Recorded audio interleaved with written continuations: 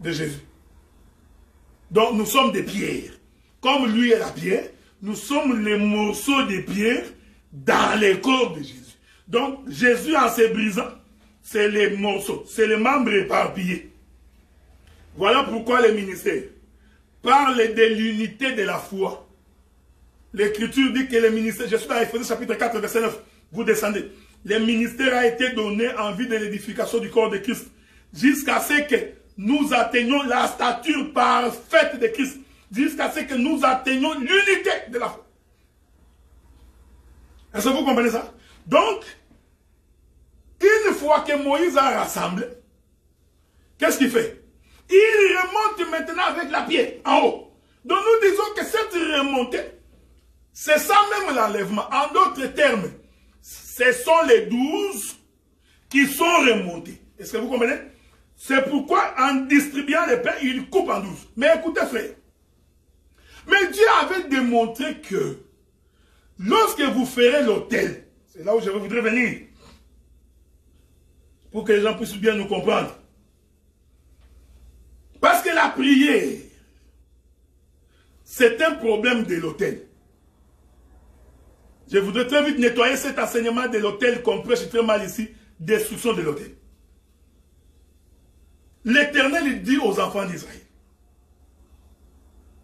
lorsque vous voulez offrir, vous devez bâtir, construire l'autel.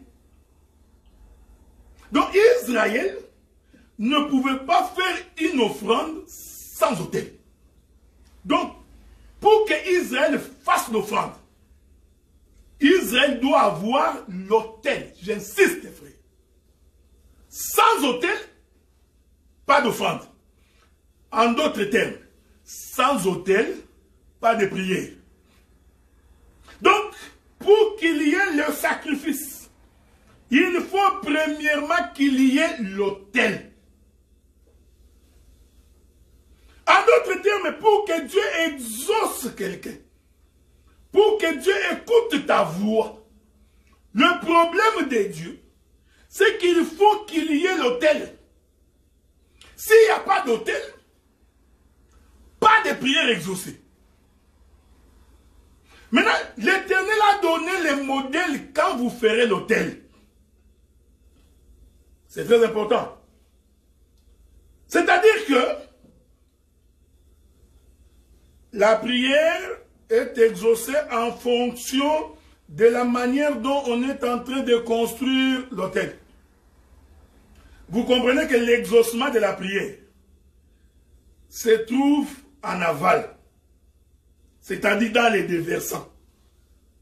Mais à la source, il faut d'abord vérifier l'autel. C'est pourquoi Dieu avait dit à Moïse, lorsque vous construirez l'autel, vous disposerez les pierres. Est-ce que vous comprenez? Donc, cela veut dire que celui qui dispose les pierres doit d'abord avoir la connaissance de la manière dont on dispose les pierres. C'est-à-dire, j'insiste, frère. Donc, il faut que celui qui dispose les pierres puisse d'abord connaître les enfants de Jacob. Il faut qu'il connaisse les Rubens, les Siméon, les Lévi, les Judas, les Zabulon, les Issachar, les Nephtali, les Aser, les Benjamin. Donc il faut d'abord, avant de construire, avoir la connaissance. J'insiste. Une fois que tu as la connaissance de l'autel, c'est-à-dire des nombres de pierres, quelles sont les pierres qui rentrent dans l'autel? Parce que dans l'autel, ce n'est pas n'importe quelle pierre qui rentre. Ce n'est pas que non, tu vois, je m'en vais prendre une pierre à Kinsuka, je viens poser, je m'en vais chercher une autre pierre au Cameroun. Non, non, non. Dieu lui-même avait déjà donné les noms de pierres. Il dit ça va être Ruben, ça va être Siméon. Donc ce sont les pierres. Donc celui qui bâtit l'autel doit donc avoir la connaissance. Parce que c'est sur base de cette connaissance que Dieu va exaucer la prière. Voilà pourquoi nous disons, frère, celui qui n'a pas la connaissance, Dieu ne peut pas l'exaucer. Pour que Dieu t'exauce, il faut que tu aies la connaissance, parce que c'est la connaissance qui te permet de savoir comment prier. Une fois qu'on mit l'autel, selon le modèle de Dieu. Est-ce que vous comprenez? Donc ainsi vous comprenez que l'autel, en réalité, c'est l'enseignement. Je vais donner une écriture. L'autel, c'est l'enseignement. Maintenant, une fois que l'autel est bien bâti, vous pouvez maintenant prendre l'animal, vous mettez sur l'autel. Ici, Dieu vérifie d'abord l'autel. Oh, vous comprenez, par rapport à l'animal que vous mettez sur l'autel, ainsi l'autel constitue le fondement. Voyez-vous? Donc c'est l'autel qui est le fondement sur lequel l'animal de sacrifice est posé dessus. Donc si le fondement est mauvais, même si tu mets une vache grasse, une bonne antilope, une bonne viande, Dieu n'exauce pas. Donc le problème de Dieu, c'est comment tu bâtis l'autel. C'est ça. Or, l'autel ici, j'ai dit que c'est l'enseignement. Vous allez voir ça, frère. C'est comme ça beaucoup de gens n'ont pas compris l'écriture. Ainsi, une fois que l'autel est bien bâti, tu peux maintenant prendre l'animal, mettre dessus. Dieu exaucera ta prière. Est-ce que vous comprenez? Dieu écoutera ta prière. Donc, la prière exaucée est fonction du fondement. Elle est fonction de l'enseignement. Parce que j'ai dit que l'autel, c'est l'enseignement. Ce n'est pas moi qui dis. Parce que l'autel, c'est ça le fondement. Bon, je vais lire. Lisons. Parce que si je ne lis pas, vous allez dire que vous n'avez pas compris. On va lire une écriture. Ce n'est pas moi qui dis. Je crois que ce sont les Écritures. Attendez. Je vais vous trouver cette écriture-là dans les livres des Éphésiens. Avec votre permission. En espérant que je vais trouver l'écriture. Hein. Souffrez, hein.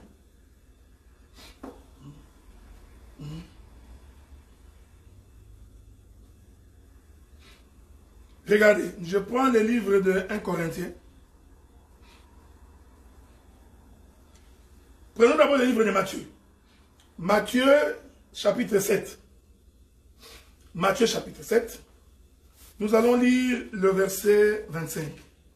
Il est écrit, « La pluie est tombée, les torrents sont venus, le vent ont soufflé et se sont jetés contre cette maison. Elle ne peut tomber parce qu'elle est fondée sur les rocs. » J'ajoute 1 Corinthiens chapitre 2 verset 5. « Afin que votre foi fût fondée sur la sagesse, non sur la sagesse des hommes, mais sur la puissance de Dieu. » Il y a encore une autre écriture que je voulais vous ajouter, avec votre permission toujours, hein, afin que nous puissions continuer la marche. Souffrez. Je prends également le livre d'Éphésiens. Vous avez été édifiés sur le fondement des apôtres et des prophètes, Jésus-Christ lui-même étant la pierre angulaire.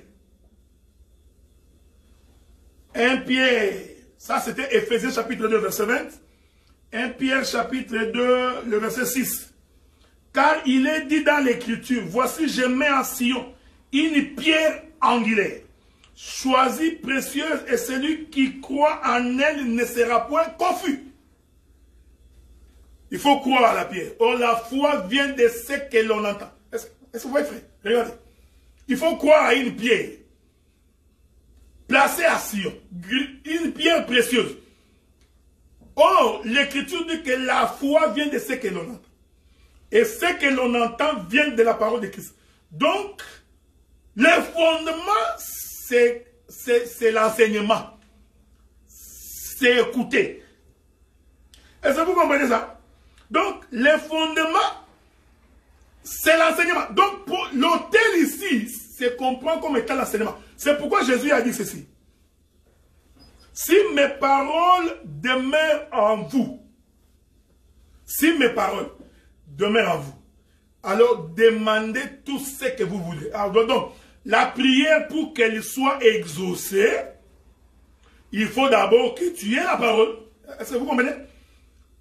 Donc, tu ne peux pas faire une demande si, premièrement, tu n'as pas la parole. Or, nous disons, la parole ici, vous comprenez? C'est l'enseignement. Oh, une prière exaucée, c'est ça l'autel. C'est-à-dire, vous posez l'autel pour que Dieu puisse descendre, pour que Dieu puisse exaucer la prière.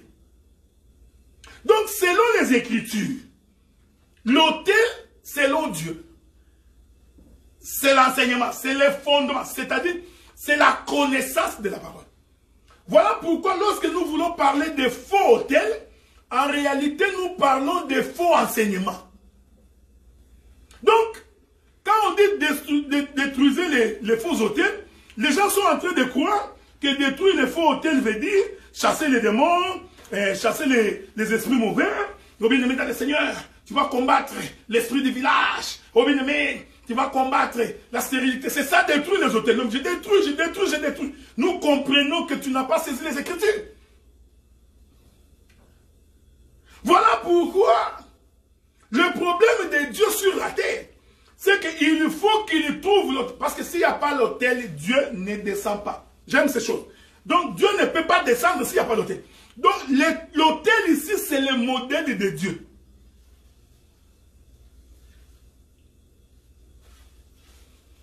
Parce que Dieu avait mis un modèle pour l'adorer. C'est pourquoi vous allez remarquer, vous savez, je sais où est-ce que vous êtes en train de vous appuyer. Je vais vous trouver l'écriture de votre appui. Je connais l'écriture. Vous parlez de Zorobabel. On va lire ça. Souffrez. Je voudrais vous lire cette écriture-là. De Zorobabel. Il est écrit ceci. C'est pourquoi j'ai dit que quand vous ne comprenez pas les écritures, c'est très dangereux. Ça détruit votre marche.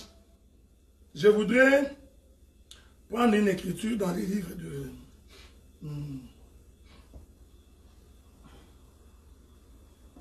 Je prends le livre de 1 Roi chapitre 19. 1 Roi chapitre 19. Disons, 1 Roi chapitre 19. La Bible dit ceci. Le verset 14.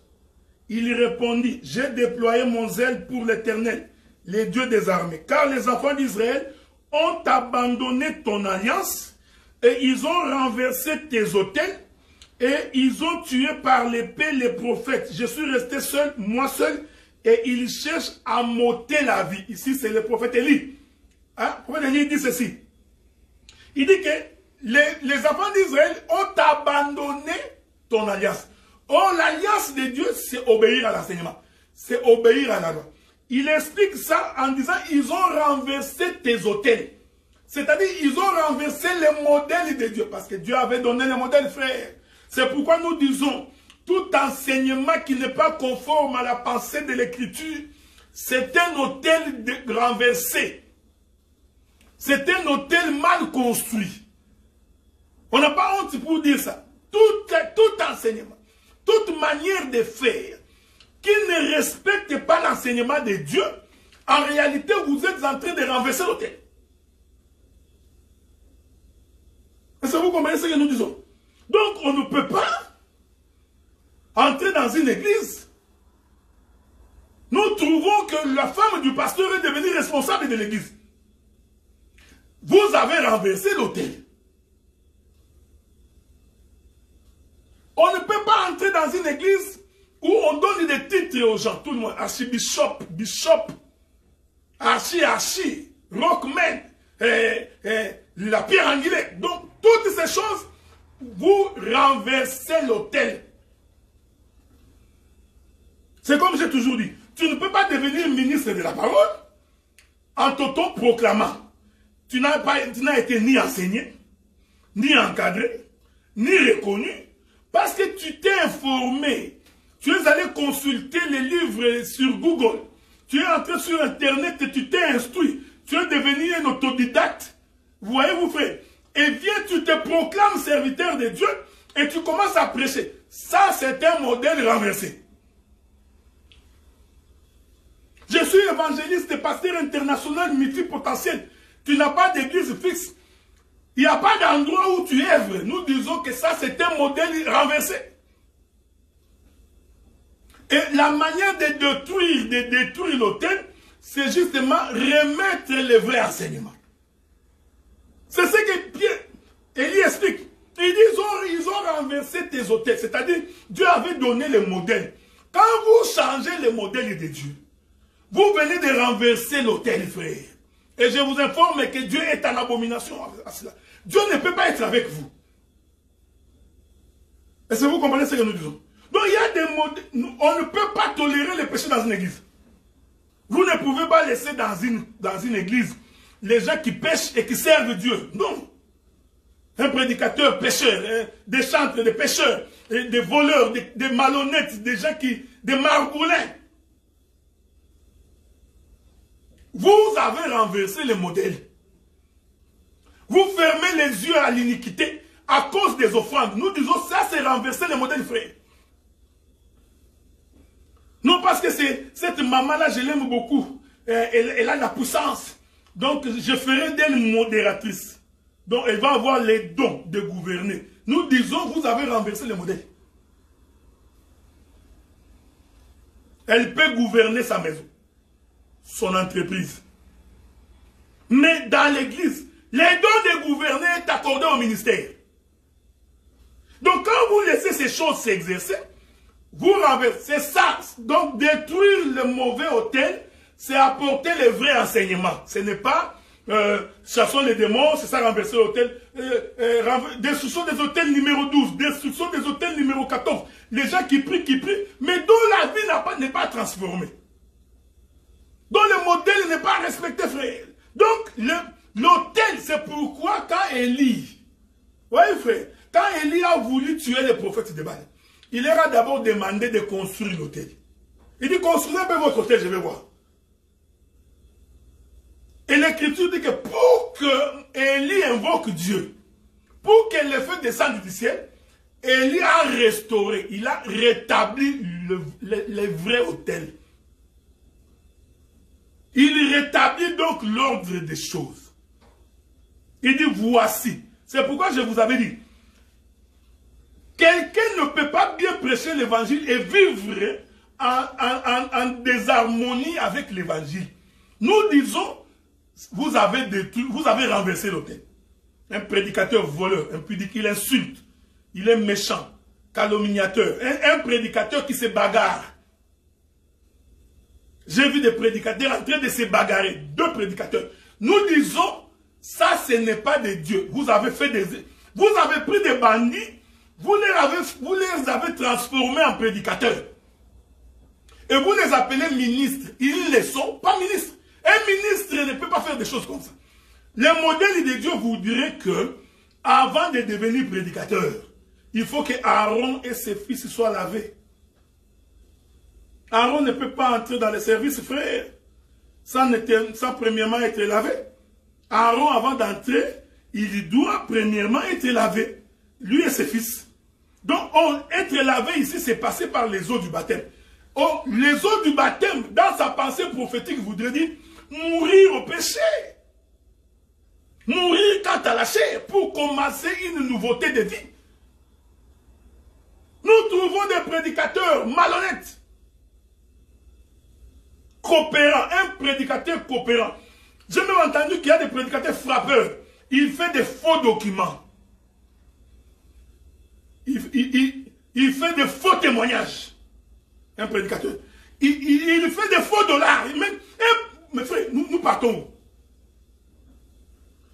L'autel, vous avez mal bâti l'autel.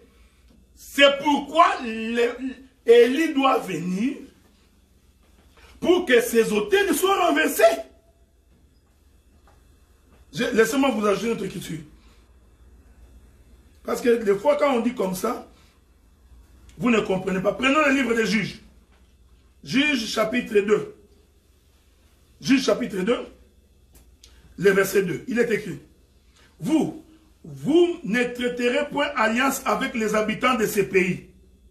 Vous renverserez leurs autels. Mais vous n'avez point obéi à ma voix. Pourquoi vous avez fait cela? Il y a beaucoup d'écritures. Hein? Ne vous en faites pas, j'en ai beaucoup. Je peux vous en donner plusieurs si vous voulez. Je vais finir par une écriture. Avant de continuer, la Bible dit, je prends le livre des 2 Chroniques, chapitre 14, verset 3. La Bible dit, il fit disparaître les autels de l'étranger et les hauts lieux. Il brisa les statues et abattit les idoles. Donc détruire l'autel, c'est en fait détruire les dieux étrangers, c'est-à-dire les faux enseignements. Parce que l'idolâtrie, c'est se prosterner devant un faux Dieu. Or, on se prosterne devant l'enseignement. On s'incline devant l'enseignement. Donc, tout mauvais enseignement, c'est un autel mal bâti. C'est de l'idolâtrie. Et la Bible dit que les idolâtres n'hériteront pas les royaumes des cieux. Frère, les idolâtres ici, ce n'est pas celui qui se prosterne devant la statue de Marie. Marie, mère de Jésus, Marie, mère de Jésus. Toi, il n'y a que toi. Non, même toi qui écoutes un mauvais enseignement, tu es un idolâtre. Vous trouverez des frères. Oh, nous savons que ce que le pasteur fait n'est pas bon, mais c'est toujours un homme. Mais qu'est-ce que tu veux que je fasse? Hein? Oh non, tu vois, nous savons, frère, mais on est seulement dans le monde. Un idolâtre, tu iras en enfer. Tu n'hériteras pas le royaume. Tu es en train de blaguer avec ta propre vie. Je continue. Je vais ajouter. Il y a une écriture du roi Akaz que j'aime. 2 Chroniques, chapitre 23, le verset 34. 2 Chroniques, chapitre... Laissez-moi lire cette écriture-là. 2 Chroniques, le roi Akaz. Hein? Regardez, frère. 2 Chroniques, chapitre 28, pardon. 2 Chroniques, chapitre 28, verset 24. L'écriture dit, Akaz rassembla les ustensiles de la maison de Dieu. Il mit en pièces les ustensiles de la maison de Dieu. Il ferma les portes de la maison de l'Éternel. Il se fit des autels à tous les coins de Jérusalem. Sautons. Prenons le verset, le chapitre 30. Nous allons lire le verset 14. 2 Chroniques, chapitre 30, verset 14. Ils s'élevèrent. Ils firent disparaître les autels sur lesquels on sacrifiait dans Jérusalem. Et tous ceux sur lesquels on offrait des parfums, ils les jetèrent dans les torrents de Sédon. Je peux vous ajouter des écritures. Je finis par 2 Chroniques, chapitre 32, le verset 12. La Bible dit, n'est-ce pas lui, Ézéchias, qui a fait disparaître les hauts lieux et les autels de l'Éternel, qui a donné à cet ordre à Juda, à Jérusalem, vous vous prosternerez devant un seul autel et vous offrirez le parfum. Donc vous comprenez? Donc quand on déplace l'enseignement, quand on déplace les bornes, en fait on est en train de bâtir un mauvais autel. Donc le mauvais autel, ce n'est pas chasser les démons, c'est l'enseignement. Donc celui qui a la parole du Seigneur, celui qui a Christ en lui, qui respecte les modèles de Dieu, sa prière est exaucée. Or, l'autel, selon la Bible, Dieu avait dit, vous construirez l'autel en fonction des 12 pierres. C'est la raison pour laquelle Esther prend 12 mois pour se préparer. Et l'Écriture dit, c'est là que je vais finir, je finis bientôt. Et l'Écriture dit ceci, frère. L'Écriture dit ceci. Parmi les gens qui prenaient soin d'Esther, Dieu avait mis 7 filles. Je voudrais ici ma télé pour finir. Donc, Esther était entourée de 7 filles. Et ce sont ces 7 filles-là qui aidaient Esther pour ses soins et pour sa subsistance. Écoutez, frères bien-aimés dans le Seigneur. Qui sont les 7 filles qui sont en train de prendre soin de la femme du roi?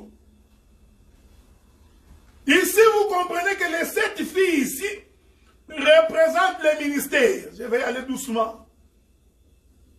Quand je dis ces choses, je ne voudrais pas dire que les femmes sont devenues prédicatrices. Non. C'est pourquoi le frère Paul dit, l'ombre n'étant pas la représentation exacte des choses. Donc dans l'ombre, Dieu parle en parabole. Voilà pourquoi le ministère doit apporter l'éclaircissement. Les 7 femmes ici, les 7 femmes, en réalité, ce sont les 7 femmes qui sont en train de nourrir Esther. Cela veut dire que les 7 femmes constituent la nourrice d'Esther. Parce que c'est ça le travail de la nourrice. Le travail de la nourrice, c'est prendre soin de l'enfant. Ok? Je vais dire beaucoup de choses ici. Donc, vous allez comprendre que ici, Esther, c'est une enfant qu'on est en train de préparer pour qu'elle devienne épouse afin d'aller rencontrer l'époux. Et les 7 filles ici constituent ce qu'on appelle la nourrice. C'est-à-dire que la nourrice donne de la nourriture à l'enfant. Donc, la maman a son bébé, prend son bébé, donne à la nourrice. Quand vous avez lu le texte, vous avez vu, il y avait l'eunuque du roi. C'est l'eunuque du roi qui met la femme dans la maison des femmes, et c'est l'eunuque du roi qui prend cette femme, qui met à côté d'Esther. Je répète ça pour que tu puisses bien saisir. Donc nous comprenons que l'eunuque ici, et l'eunuque ici, c'est la maman. En d'autres termes, l'eunuque prend donc Esther, l'enfant, ici vous comprenez, met à la disposition de 7 filles. Les 7 filles ici, ce sont les nourrices qui doivent prendre soin d'Esther, préparée pour ses toilettes et sa subsistance. Mais c'est l'eunuque qui a confié cette charge. Je précise ici. Je suis en train de virguler. Donc, l'eunuque ici confie la charge de prendre soin d'Esther à cette fille. Donc, nous disons, l'eunuque ici va donc représenter Jésus. Esther, c'est ce que nous sommes. Et les 7 filles, c'est le ministère. Je voudrais ici prendre une écriture. La Bible dit qu'un homme descendant de Jérusalem vers Jéricho, c'est schéma faisant, il rencontre un homme, il rencontre des brigands qui l'ont tabassé et ils l'ont laissé à demi-mort. Vous connaissez l'histoire. Je suis en train de parler du Samaritain. Le sacrificateur passa outre, les Lévites aussi passa outre, mais un Samaritain passait par là, reprit cet homme. Nous disons que c'est lui qu'on a repris là. C'est Esther. Il va amener cet homme dans une hôtellerie. Arrivé à l'hôtellerie, il va trouver l'hôte, c'est-à-dire celui qui gère l'hôtel. Celui qui gère cette maison. Il dit, je te confie cet homme. Tu vas donc prendre soin de cet homme. Mais en même temps, je te donne 2 deniers. Pour qu'à partir de ces 2 deniers, que tu puisses prendre soin de cet homme. Vous comprenez? Donc j'explique ici que le Samaritain, ici c'est l'eunuque. C'est-à-dire c'est le Seigneur Jésus-Christ. Le roi ici c'est le Père. Mais il nous a récupéré Esther. Il nous confie entre les mains de 7 filles. Les 7 filles ici, c'est le ministre. En d'autres termes, la nourrice a pour mission de nourrir l'enfant d'autrui. Ainsi nous comprenons, frère. La nourrice doit avoir le sein. Parce que si la nourrice n'a pas le sein, j'aime ces choses. Écoutez-moi bien. Selon les Écritures, la nourrice doit avoir le sein et il doit avoir du lait dans ses seins. Si tu n'as pas du lait dans le sein, tu ne deviens pas nourrice. Selon les Écritures. Donc nous comprenons que prophétiquement, toutes les 7 filles-là avaient des seins et les seins avaient du lait. Bon, ce n'est pas moi qui dis ça, je vais vous trouver l'Écriture. Ok? Trouvons l'Écriture pour vous aider à comprendre ces choses. Allons-y. Je vais d'abord prendre une première Écriture. Avec votre permission. On va lire la première Écriture. J'en ai beaucoup, mais je Je vais commencer par la première. Nous prenons le livre d'Exode. Exode chapitre 2, le verset 7. Alors la sœur de l'enfant dit à la fille du roi, veux-tu que j'aille te chercher une nourrice parmi les femmes des Hébreux pour allaiter cet enfant? Voilà. Donc la nourrice doit être capable d'allaiter. Le problème ici, c'est que la fille du roi avait les seins, mais les seins de la fille du roi étaient asséchés. Il n'y avait pas du lait. Nous avons des prédicateurs avec des seins, mais sans lait. Est-ce que vous comprenez? J'aime ces choses. J'aime la Bible. Donc nous avons des prédicateurs. Avec les... vous comprenez que la fille du roi ici, c'est aussi des prédicateurs. Donc ici, la fille du roi, c'est aussi un prédicateur. Je dis ça comme ça. Je ne voudrais pas dire une prédicatrice. Parce que comme tes intentions sont mauvaises, tu risques de devenir apôtresse. Donc la fille du roi ici, c'est un prédicateur. Elle a aussi les seins. Ce n'est pas un problème. Mais le problème, à la différence de l'autre, c'est que l'autre avait du sein avec du lait pour allaiter. Donc la fille du roi ne pouvait pas allaiter quand même qu'elle a les seins. Donc nous avons des prédicateurs comme ça. Elle a les seins, mais elle n'allaite pas. Donc quand tu viens sur ce, rien n'est chaud. Tu vois, c'est pourquoi tu vois l'église, tout le temps, les gens sont cochocorés, ils vivent dans les péchés. Dans une même église, il y a des calomnies. Tel avec tel, il ne se parle pas. Il est en conflit avec celui-ci. Les gens viennent comme dans une mutualité. Donc, vous comprenez que la fille du roi est du haut de la chair. La fille des pharaons est du haut de la chair. C'est pourquoi, même si tu prêches, parce qu'on est des prédicateurs comme ça, lui pour prêcher, comme on dit à Lingala, il faut un kamola. Donc, il faut qu'il se presse. Donc, il doit passer au pressoir. Donc, il va lire la Bible toute la nuit, il médite, il écrit beaucoup de papier. Donc, ça, il fait un effort pour essayer de trouver, arranger, mettre de l'ordre. Et il a les seins, mais pas du lait. Des seins asséchés, aplatis. Est-ce que vous comprenez? Donc, il nous nourrice. Non seulement qu'il prend soin de l'enfant, mais il doit aussi allaiter. J'aime ces choses. J'aime le frère Paul. Donc nous comprenons que le frère Paul, c'était une nourrice, c'était une femme qui avait les seins. C'est pourquoi il dit, aspirez au lait maternel. Est-ce que voulez-vous que je vous trouve cette écriture-là? Non, souffrez, hein.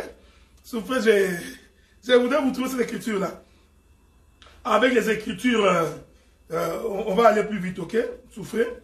Je suis en train de chercher cette écriture-là. Je crois que c'est dans les livres des Hébreux, si je ne me trompe pas. Souffrez, ou c'est Pierre qui dit ça? Je sais que c'est Pierre. Non, je n'ai pas trouvé. Attendez. Ne vous en faites pas, je vais trouver. C'est Pierre qui dit ça, je crois. Attendez, frère. Attendez.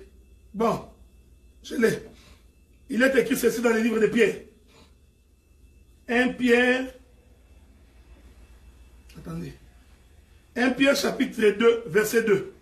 Désirez comme des enfants nouveau-nés les laits spirituels, purs, afin que par lui vous croissiez pour le salut. Ah! Donc, le frère Pierre nous fait comprendre que l'enfant qui naît a besoin du lait pour grandir en vue du salut. C'est pourquoi l'Écriture dit que quand vous entrerez dans les pays, dans ces pays-là que vous entrez, il coulera les laits. Donc nous comprenons que le pays a des seins. Est-ce que vous comprenez? Donc quand nous entrons dans... J'aime ces choses. Il ne faut pas être scandalisé. Donc le pays, c'est tout un ministère qui a les seins, mais les seins remplis du lait. C'est pourquoi vous allez trouver des prédicateurs comme ça. Hein? La fille de Pharaon, elle a les seins, pas du lait, elle commence à chercher des biberons. Parce que les biberons, c'est pour les femmes qui ont des seins, mais dont il n'y a pas du lait. Là, il appelle son ami. Mon ami, viens. Ah, ces jours ici, j'ai beaucoup prêché, mais je n'ai plus de prédication. Si tu peux passer ici. Ah, il vient d'appeler un biberon. C'est un biberon. Un biberoniste. Il vient avec son biberon. Voyez-vous, frère? Donc, les biberons, c'est du lait fabriqué. hein, les laits de vache. Vous allez chercher les laits de vache. Vous venez donner au peuple. Attendez, attendez, je n'ai pas fini. Je vais finir bientôt. Je profite. Hein. Donnez-moi quelques minutes. Accordez-moi 5 minutes, je finis. 5 minutes. Donc, un biberoniste, il vient avec le biberon. Est-ce que vous comprenez ça? J'explique pourquoi les 7 filles, pourquoi cette fille était à côté d'Esther. C'était l'image du ministère. Le ministre, c'est une femme qui a 2 seins. C'est une nourrice pour nourrir l'enfant. C'est pourquoi quand Moïse est sorti des eaux, la fille de Pharaon ayant récupéré Moïse, il avait un problème. Qu'est-ce que je ferai avec Moïse? J'ai les seins, mais je n'ai pas du lait. Tu entres dans une église, un prédicateur qui n'a que les seins. Il n'a pas les lait. Tu continues à rester là-bas. Et toi-même, tu sais qu'il n'a pas la parole. Tu trouves dans une église, les fidèles sont devenus plus instructifs que les pasteurs. Hein? Vous comprenez ça? Les fidèles, ils comprennent la Bible plus que les pasteurs, mais ça devient contradictoire. Si toi, tu es frère dans une église, tu commences à comprendre la Bible plus que ton pasteur, il faut sortir là-bas. Sors ou bien demande au pasteur de rentrer sur le banc. Maintenant, toi, tu vas aller prêcher. Est-ce que vous comprenez ça? Donc, dans ce cas-là, toi, va prêcher parce que les fidèles ne peuvent pas comprendre plus que les pasteurs. Donc, en d'autres termes, les pasteurs n'ont plus le lait. Il n'a plus de lait. Il n'y a plus de lait chez les pasteurs. Attendez.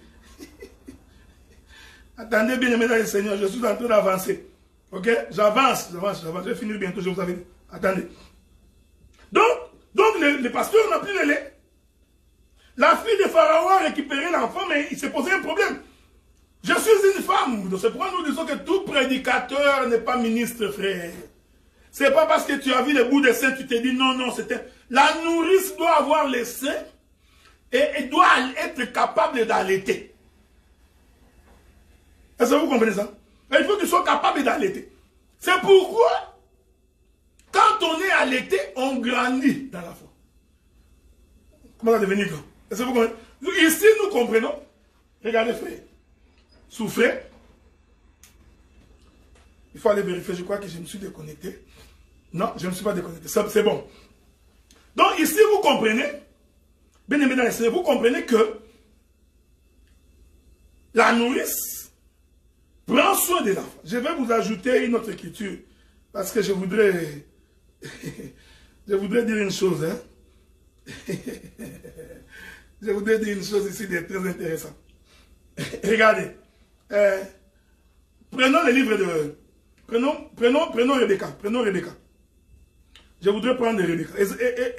Nous prenons le livre de Genèse. Genèse chapitre 24. Genèse chapitre 24. Le verset 59. Genèse 24, verset 59. Je lis. Je vais lire pour vous.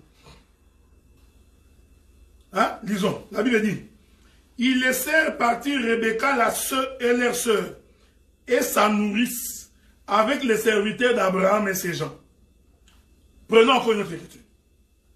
Genèse, chapitre 35, le verset 8. C'est ça? Verset 8. Déborah, nourrice de Rebecca, mourut. Elle fut enterrée au-dessous de Bethel, sous les chênes auxquels on a donné le nom de chênes de pleurs. Bon, j'aime ces choses. Supportez-moi quelques minutes. On va continuer les dimanches prochains. Vous savez, quand le serviteur le plus ancien de la maison d'Abraham est allé épouser Rebecca, je vous dis, écoutez, frère. Quand le serviteur prend Rebecca, il commence à rentrer. La Bible dit qu'à côté de Rebecca, il y avait une nourrice. Bon, il faut se poser la question. À ce moment-là, Rebecca n'avait pas d'enfant. Pourquoi a-t-on donné à Rebecca une nourrice pour aller avec Rebecca? Parce que la nourrice a pour mission de prendre soin de l'enfant. Mais il se pose ici un problème, frère. Le problème que nous avons ici, c'est que Rebecca venait d'être mariée, donc elle n'avait pas d'enfant. Pourquoi on lui a donné une nourrice? J'aime les Écritures, j'aime l'évangile éternel, frère. Parce qu'il n'y a que chez nous, dans la maison de notre Père, dans la maison d'Abraham, que nous pouvons expliquer ces choses. Il n'y a que dans la maison d'Abraham que tu peux comprendre ça. Ça, la théologie ne peut pas t'aider à comprendre ça. Tu ne comprendras pas. Donc, Rebecca qui est en train de quitter la maison de son père, en réalité, c'est l'image d'un nouveau-né. qui quitte le monde. Est-ce que vous me suivez? Les frères Pierre dit, désirer les laits spirituels comme premier-né, c'est-à-dire celui qui vient de naître, hein? Une nouvelle naissance, donc un bébé qui vient de sortir, parce qu'il n'y a que le bébé dès qu'il est né, il a besoin d'être allaité pour marcher. Maintenant, nous expliquons Rebecca, frère. Donc, c'est Rebecca qui sort de la maison de son père et de la maison de sa mère. C'est Rebecca là, en réalité, c'est un nouveau-né. Voyez-vous, frère? Donc, il va commencer une nouvelle marche. Voilà pourquoi ici, la nourrice ici est l'image du ministre, de celui qui est en train de nourrir Rebecca. Ici, je suis en train de parler au fils des prophètes. Et je sais que je suis en train de voler très haut. Il y a donc un vent impétueux. En réalité, Rebecca, j'aime ça. Est-ce que vous comprenez seulement ce que je dis? Parce que ça, là, un homme animal ne peut pas comprendre ça. Je vais essayer d'expliquer ça calmement. Si tu n'as pas compris, reprends. Reprends ou va sur YouTube, tu trouveras la vidéo, on va les remettre. En réalité, Rebecca qui sort, hein, de la maison de son père, c'est un enfant nouveau-né. Parce qu'il est affranchi. En versant la dot, on est en train de la racheter. C'est-à-dire, on le fait quitter le monde. Donc, la maison de son père et de sa mère est ici l'image du monde que Rebecca est en train de quitter. Mais quand il quitte, il devient un nouveau-né qui commence une nouvelle marche. C'est ça Israël, qui sort de l'Égypte. Est-ce que vous comprenez? Mon fils, premier-né, qui naît, sortir de l'Égypte est une naissance, comme Rebecca. Mais en sortant, comme c'est un bébé, il a donc besoin d'être allaité. C'est pourquoi on prit une nourrice, on donna à Rebecca. Prophétiquement, cette nourrice ici, je sais que plus tard, la nourrice prendra soin d'Isaac. Non, il va prendre soin plus tard d'Ésaü et de Jacob. Mais ici, la Bible dit que c'était la nourrice de Rebecca. Donc nous comprenons qu'ici, Rebecca, c'est un bébé. Marion les Écritures. Donc, Rebecca ici, c'est Esther. Voyez-vous?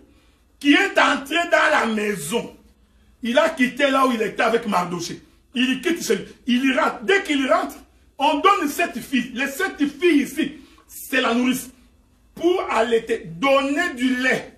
Donc, tous les temps que ici, je viens d'effacer le serviteur le plus ancien de la maison. Donc, tous les temps que Rebecca marchait pour aller rencontrer Isaac, Rebecca était nourrie par la nourrice. Ici, la nourrice, ici, c'est le ministère. C'est pourquoi j'ai dit, un ministre, c'est quelqu'un qui a le sein et dont le sein est rempli du lait. Je te donne comme exhortation. Si tu vois un prédicateur qui n'a pas l'évangile, un répétiteur de versets, un chercheur de Google, chercheur sur Internet, comprend tout simplement, c'est un biberoniste. Donc c'est quelqu'un qui a les seins. Et vous savez, Dieu est bon. Il a donné aux femmes 2 seins. C'est très important. Je reviendrai là-dessus. Être allaité à gauche, être allaité à droite. Nous sommes bâtis sur le fondement des apôtres et des prophètes. Parce que c'est à partir de l'enseignement des apôtres et des prophètes que nous sommes nourris. Donc nous comprenons ici, frère, que les 2 seins, vous comprenez ce que nous disons?